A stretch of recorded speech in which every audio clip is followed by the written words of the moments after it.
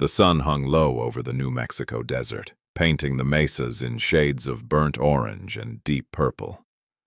Jack Morrison sat on the porch of his weathered ranch house, nursing a glass of whiskey that had become his only companion since retiring from the rodeo circuit 5 years ago. At 53, his body carried the scars of countless bull rides and bronco busts, but his spirit carried something heavier, the weight of a life lived alone. The sound of hoofbeats shattered the evening silence. Jack's hand instinctively moved to the rifle beside his chair as a figure emerged from the dust-choked trail. A woman on horseback, riding hard, her long black hair streaming behind her like a war banner.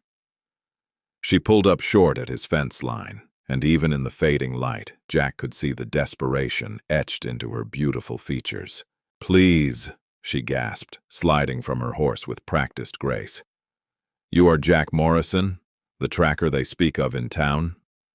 Jack studied her carefully. She was Apache, maybe 30 years old, wearing traditional dress that was torn and stained with travel. Her dark eyes blazed with an intensity that made his chest tighten. "I was a tracker, long time ago. Who's asking?" "My name is Ayanna. My daughter, she is only 7 years old. 3 days ago, men came to our settlement. White men with guns. They took 6 children, including my Kaya. They are taking them to sell across the border." Her voice cracked, but she steadied herself, lifting her chin with fierce pride. "The sheriff in town says it is not his problem, that Apache children are not his concern. But I heard the stories about you. They say you once tracked a man for 200 miles. They say you never quit once you take a trail." Jack's jaw tightened. He'd heard rumors of child trafficking rings operating in the territories, preying on native settlements the law had abandoned. His hands clenched into fists. "I don't track anymore, ma'am. Those days are behind me." Ayanna stepped closer and he could see tears glistening in her eyes, though none fell. "I have nothing to offer you. My husband died 2 winters ago from the white man's sickness. I have no money, no gold, but I offer you this. Save my child, bring her home safely, and I will reward you with myself. My life, my future, whatever you wish it to be. I will be yours." Jack stood abruptly, his chair scraping against the wooden planks. "Lady, you don't need to—" "I need to offer everything I have," she interrupted, her voice steady as stone. "Because Kaya is everything to me. If you can understand that, if you can find even a shadow of compassion in your heart, then ride with me. Help me save my child. 3 days they have been traveling. Every hour we waste is another hour she suffers in terror." Jack looked into Ayanna's eyes and saw a mirror of his own soul, someone who had lost too much and refused to lose any more. "Get your horse watered," he said quietly. "We ride at dawn." They rode through the night after all, Jack unable to stomach the thought of a 7-year-old girl in the hands of traffickers for even one more unnecessary hour. Ayanna led them to the settlement first, a collection of modest homes nestled in a hidden valley where the remaining Apache families tried to maintain their way of life away from reservation lands that had become prisons in all but name. The other mothers greeted them with hollow eyes and desperate hope. They shared what they knew. 6 men, heavily armed, traveling in 2 wagons. They'd taken not just children, but supplies, leaving the settlement stripped of winter stores.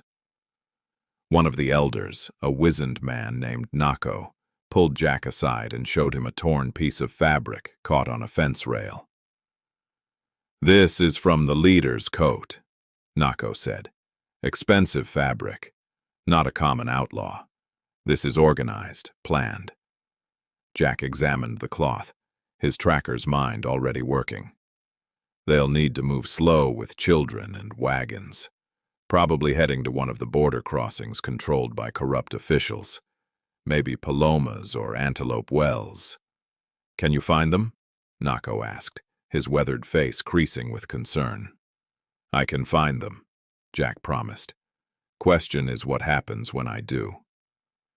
As they prepared to leave, Ayanna pressed a small leather pouch into his hand.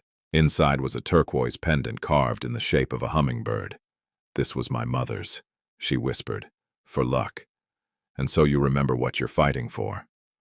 The trail was 3 days cold, but Jack's eyes still knew how to read the desert's secrets. Broken branches, disturbed stones, the faint ruts of wagon wheels. All of it spoke to him like an old language he'd never truly forgotten. They rode hard, stopping only to rest the horses, sharing dried meat and water in tense silence. On the second day, they found the first grave, a small mound of rocks beside the trail. Ayanna dismounted with trembling hands and began removing stones. Jack tried to stop her, but she pushed him away with surprising strength. It was a boy, maybe 9 years old. Not Kaya. Ayanna's anguished wail cut through the desert like a knife. Jack held her as she sobbed, this proud woman who had held herself together for days finally breaking. When she quieted, she looked up at him with eyes turned to flint. "When we find them," she said softly, "I want to be the one to kill them." Jack had seen that look before, in mirrors and on battlefields. "Ma'am Ayanna, revenge won't bring your daughter back." "No," she agreed, standing and wiping her face, "but justice might let her sleep without nightmares." They buried the boy properly, and Ayanna sang a prayer in her native tongue that made Jack's throat tight. As the sun set, he finally understood what she'd offered him. Wasn't just herself. It was the chance to be something more than a broken-down cowboy waiting to die. She was offering him redemption. "We're close," he said, checking his rifle. "Maybe a day behind them now. Tomorrow we end this." Ayanna nodded, her hand resting on the knife at her belt. "Tomorrow I get my daughter back, or I die trying." They found the camp just before dawn, nestled in a rocky canyon that provided cover from the main trails. Jack counted 6 men, just as reported, and 2 covered wagons. Smoke from their campfire rose lazily into the pale sky. Through his field glasses, he could see the children huddled together under guard. 5 of them now. His stomach churned at the implications. "I see Kaya," Ayanna breathed beside him, her voice cracking with relief. "The one with the red shawl. She's alive." Jack studied the layout with a tracker's eye and a fighter's instinct. 2 guards on the children, 4 sleeping by the fire. They're not expecting trouble this close to the border. That's our advantage. "What's the plan?" Ayanna asked, already checking her knife and the old revolver she carried. "I go in quiet, take out the guards. You wait for my signal, then get those children to the horses we'll set up in that arroyo. Don't stop for anything. Once those kids are moving, I'll cover your retreat." Ayanna grabbed his arm. "1 man against 6? You'll be killed." Jack smiled grimly. "I've faced worse odds. Besides, I made you a promise." He pressed his own rifle into her hands. "You're a better shot than me anyway. Make every bullet count." He moved like smoke through the pre-dawn shadows, decades of experience guiding each silent step. The first guard never heard him coming. A quick strike, and the man crumpled without a sound. The second guard was lighting a cigarette when Jack's arm locked around his throat, cutting off the scream before it could form. Then everything went wrong. One of the men by the fire wasn't sleeping. The leader, wearing that expensive coat, had been waiting and watching. "Now!" he shouted, and suddenly Jack was diving for cover as bullets tore through the air where he'd been standing. The children screamed. Ayanna's rifle barked from the ridge, and one of the traffickers went down clutching his shoulder. Jack rolled behind a wagon wheel, his pistol returning fire. 2 more shots from Ayanna, and another man fell. "Get those brats loaded," the leader screamed. But Ayanna was already sliding down the slope, her knife flashing as she reached the terrified children. Kaya's face lit up with recognition and hope. Jack stepped out from cover, his gun aimed at the leader's heart. "It's over. Let them go."